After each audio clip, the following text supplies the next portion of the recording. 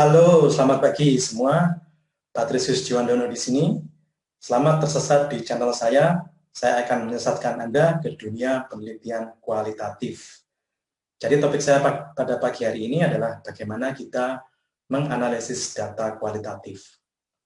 Data kualitatif adalah data yang bukan berupa angka, bukan berupa skor, bukan berupa harga atau angka. Data kualitatif itu bisa berupa ujaran verbal, bisa berupa transkrip wawancara, bisa berupa kalimat, bisa berupa gambar, bahkan simbol, ya pokoknya yang bukan angka. Nah, bagaimana kita menganalisis data kualitatif? Kita akan melakukan apa yang dinamakan open coding dan axial coding. Nah, bagaimana kita melakukannya? Saya akan menunjukkan pada slide saya dengan menganalisis suatu hasil wawancara. Mari kita lihat slide saya. Nah, ini adalah topik kita pada pagi hari ini, bagaimana menganalisis data kualitatif. Ya. Jadi yang pertama, siapkan data untuk dianalisis. Jika datanya berasal dari wawancara, maka transkripsikan wawancara itu ke bentuk tertulis dan berikan ruang yang cukup di margin kanan untuk menandai bagian-bagian teks. Ini penting karena kita akan melakukan coding, dan coding itu akan kita lakukan di margin kanannya. Ya, jadi transkripsikan dulu hasil wawancaranya, Anda merekamnya, kemudian mendengarkan ulang, kemudian mentranskripsikan hasil wawancara itu. Caranya bagaimana, entah dengan manual atau mungkin dengan bantuan apps, terserah, tapi yang penting Anda harus melihatnya dalam bentuk tertulis. Ya. Kemudian kita akan melangkah pada open coding. Nah, open coding adalah kita membaca teks dan memperhatikan kata-kata atau frasa kunci yang menarik atau merupakan pangkal gagasan. Ya, jadi kita baca, kita cermati, kita amati kata-kata kuncinya. Atau bahkan bukan kata, tapi frasa. Tahu frasa ya? Frasa artinya sekelompok kata yang kira-kira merupakan kata kunci atau frasa kunci dari topik yang sedang kita kaji. Ya. Maka kita akan menandai kata-kata kunci ini dengan warna, ya, mungkin dengan highlighter, atau mungkin garis bawah, atau lingkaran. Ya, pokoknya yang penting ditandai. Tandailah kata-kata atau frasa kunci tersebut. Ya. Bila perlu, tuliskan catatan di margin kanan. Ya.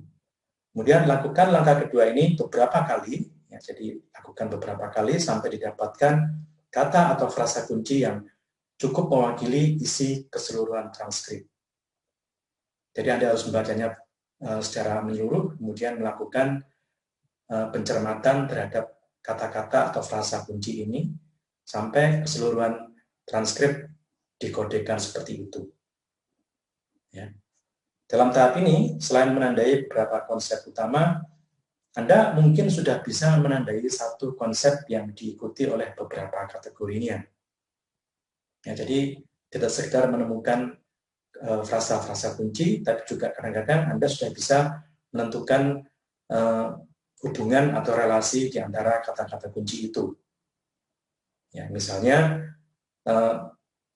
di transkrip itu terdapat frasa kunci cara investasi, kemudian langsung disusul oleh membeli emas atau membeli saham.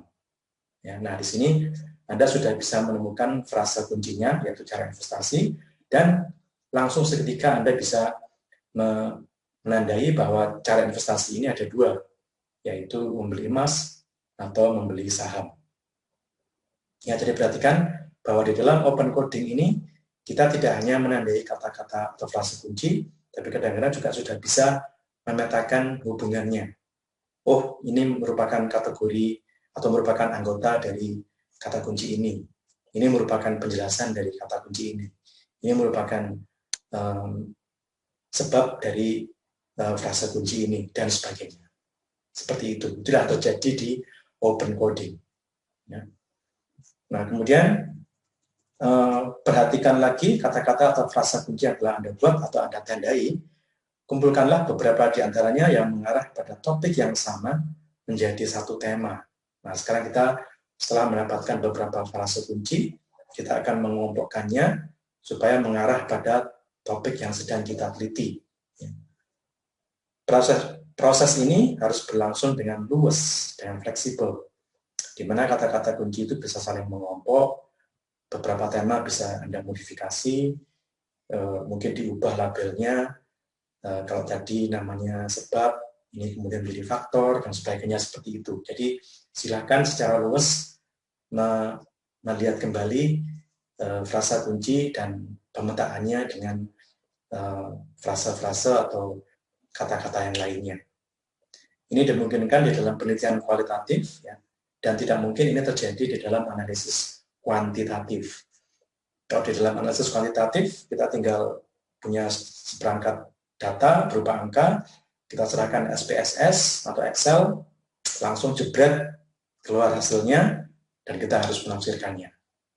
Ya, tapi kalau di dalam penelitian kualitatif, yang datanya bukan berupa angka, nah kita bisa menelisik lebih jauh, kita bisa lebih luas modifikasi pemetaan kita bisa mengubah beberapa label, kita bisa mengubah beberapa topik atau tema. Ya, jadi kata kuncinya adalah luas tadi. Ya. Kemudian kita akan membaca ulang keseluruhan transkrip untuk memastikan bahwa isinya telah diwadahi oleh tema-tema yang Anda tentukan tadi.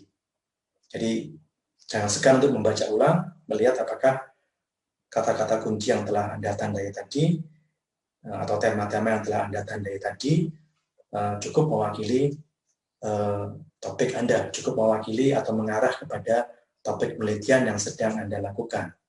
Ya. Nah, jika perlu ya tambahkan atau ubah beberapa tema sesuai dengan pengkodean tambahan yang Anda lakukan. Mungkin Anda melihat, oh di sini kok ada yang belum saya kodekan ya. Dibaca lagi, ternyata inilah ketemu frasa kuncinya.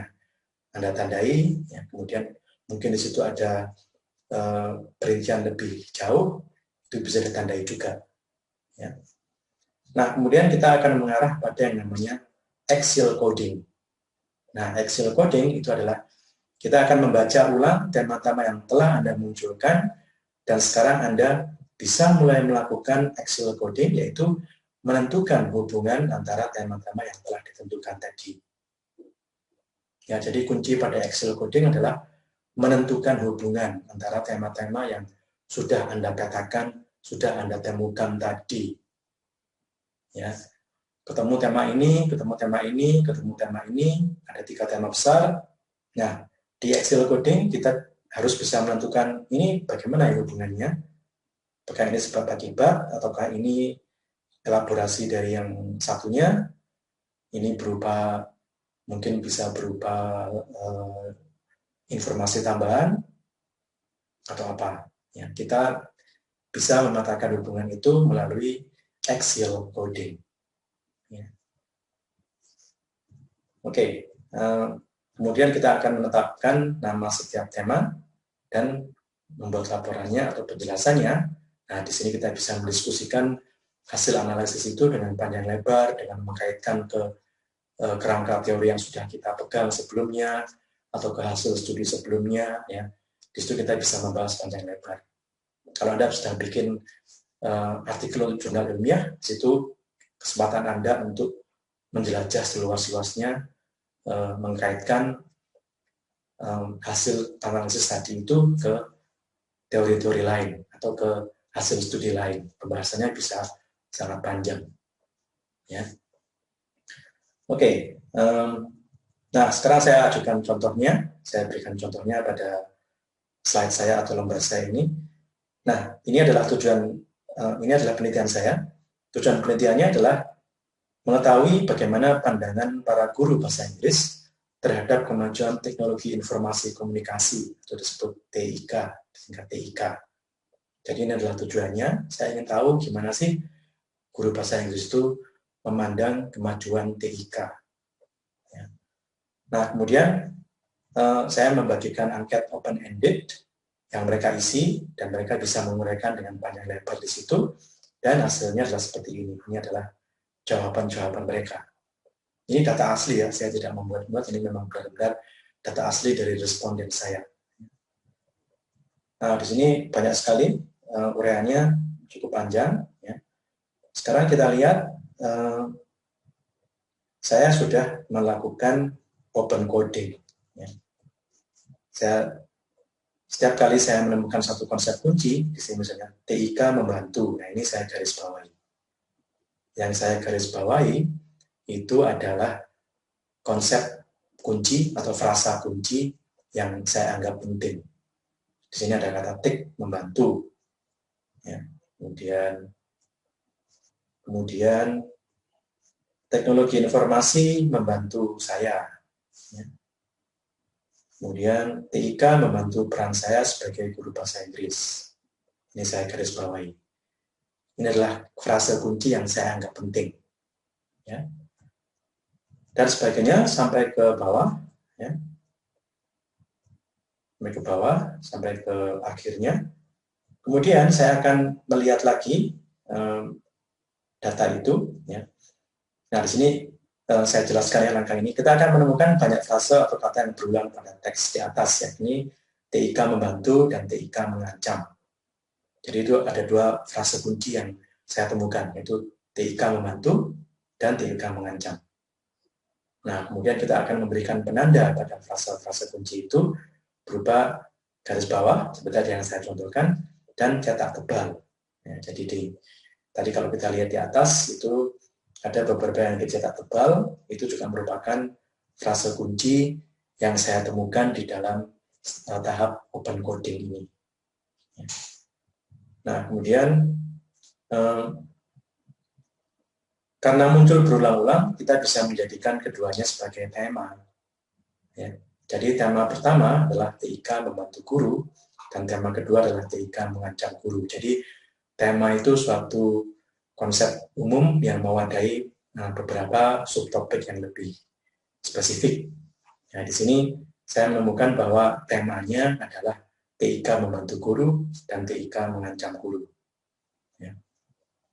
Nah, berikutnya kita akan membaca lagi data tersebut dan menemukan bagian-bagian jawaban yang memperinci uraian lebih jelas tentang ancaman TIK dan bantuan TIK tadi.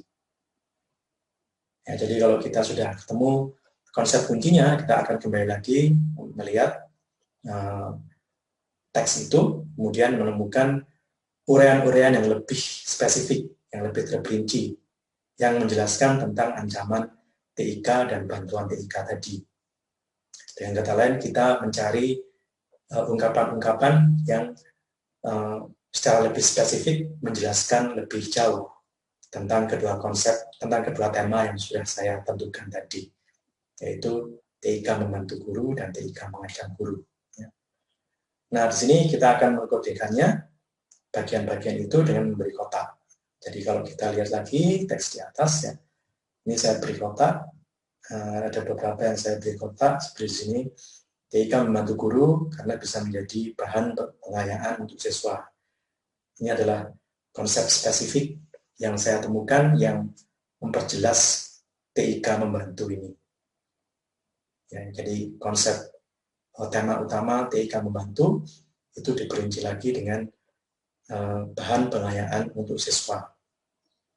Ya, saya lakukan itu berulang-ulang pada keseluruhan teks sehingga keseluruhan teks itu menjadi penuh dengan kode saya. Sekarang bukan hanya garis bawah dan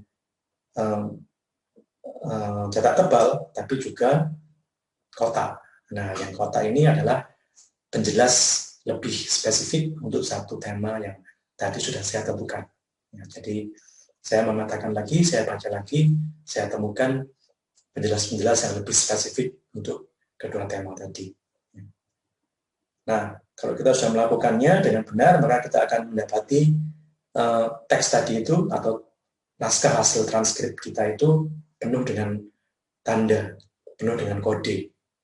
Itu artinya kita sudah melakukan open coding, menemukan frasa-frasa kunci dan menemukan penjelas-penjelasnya, menemukan informasi yang lebih spesifik untuk kata-kata kunci tadi. Nah, kemudian pada tahap berikutnya, kita akan membaca lagi data tersebut dan menemukan bagian-bagian jawaban yang memperinci uraian lebih jelas tentang ancaman tik dan bantuan tik tadi. Kita gunakan bagian tersebut dengan memberi kotak. Ya, jadi sudah saya jelaskan sebelumnya ya, kita beri kotak pada bagian-bagian yang tadi memperinci kedua tema utama tadi. Pada akhir tahap ini kita bisa meringkas hasil analisis itu dalam sebuah tabel di bawah berikut ini. Tabel itu menunjukkan tema-tema yang telah kita kenali dan uraian yang menggambarkan secara lebih jelas tema-tema itu. Jadi kita bisa menyusun tabel seperti ini. Temanya adalah tik membantu guru. Kemudian uraian di dalam data, maksudnya ungkapan-ungkapan yang lebih spesifik yang memperjelas tema ini bisa kita tuliskan di kolom sebelah kanannya.